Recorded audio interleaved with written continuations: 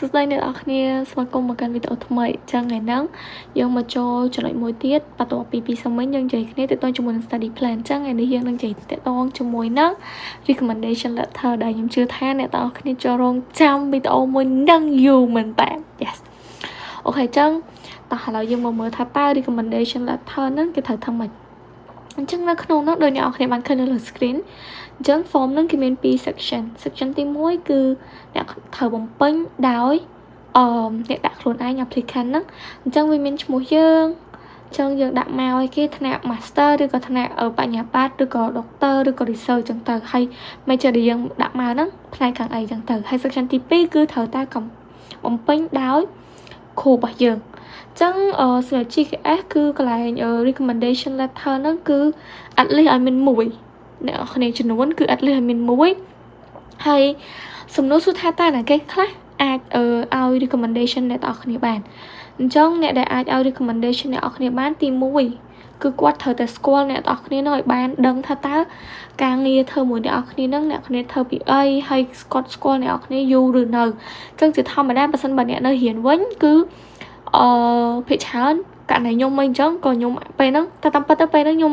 ញុំដាក់ហ្នឹងខ្ញុំមិននៅរៀនទៀតទេអ្នកគ្នាពេលហ្នឹងខ្ញុំធ្វើការប៉ុន្តែខ្ញុំនៅតែតាក់ទងមួយគ្រូខ្ញុំអញ្ចឹងណាអញ្ចឹងទៅខ្ញុំក៏សុំលោកគ្រូខ្ញុំឲ្យគាត់អសេរខ្ញុំអញ្ចឹងទៅហើយកន្លែងនេះមួយទៀតដែរតែខ្ញុំមិនដឹងថានឹងវាពិតឬអត់ទេអ្នកគ្នាណាតាមនេះតាមអ្វីដែលខ្ញុំយល់ដឹងមកពេលច្រើនខ្ញុំគិតថាពេលអ្នកគ្នាសុំណាគេមួយអ្នកគ្នាសុំមើលbackground របស់គ្រូនឹងដែរទៅថាតើគាត់មិនដែរអញ្ចឹងការងាររបស់គាត់ល្អឬក៏មិនមែនថា how to say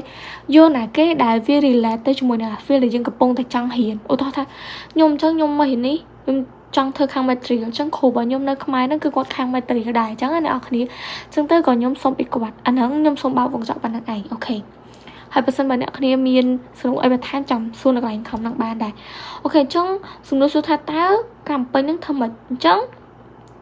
កន្លែង recommendation letter ខ្ញុំគិតថាមនុស្សមួយចំនួនគ្រូមួយចំនួនគាត់ស្គាល់គាត់ដឹងហើយថាតើអានឹងត្រូវសេបាក់មិនអញ្ចឹងឥឡូវករណីដែលគាត់អត់ដឹងអញ្ចឹងទី1គាត់ត្រូវបំពេញឈ្មោះគាត់នៅក្នុងនឹងសាលារបស់គាត់ឬក៏កន្លែងធ្វើការអីចឹងទៅ position របស់គាត់ email លេខទូរស័ព្ទហើយបន្ទាប់មកទៀតគាត់អាចអាស័យនៅក្នុងប្រអប់ខាងក្រោមនេះបានហើយបន្ទាប់មក complete សញ្ញាផងអញ្ចឹងកន្លែងនេះខ្ញុំមកប្រាប់បន្ថែមអញ្ចឹងបើសិនបើអ្នកដែល recommended អ្នកដែលអ្នកអស់គ្នាសុំ recommendation letter ពីគាត់ហ្នឹងគាត់ដាក់សេសោះហ្មងអញ្ចឹងគាត់អាចពេញនៅក្នុងអា form នៅក្នុងប្រអប់នេះបាននេះគេប្រាប់ឲ្យមាន delete the instruction after that complete and write the information អញ្ចឹងអ្នកគ្នាអាចឲ្យគាត់អាស័យនៅក្នុង form ហ្នឹងបានមួយទៀតករណីបើសិនបើ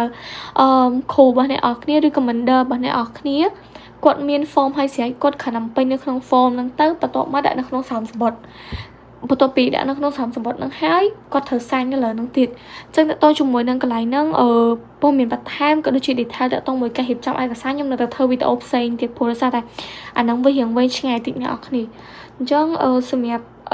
ការសរសេរ recommendation letter ថ្ងៃហ្នឹងមានតែប៉ុណ្្នឹងឯងបើសិនបើមានចម្ងល់អីអាច comment នៅក្នុងវីដេអូនេះបានហើយយើងចាំជួបគ្នានៅវីដេអូថ្ងៃស្អែកបាយបាយ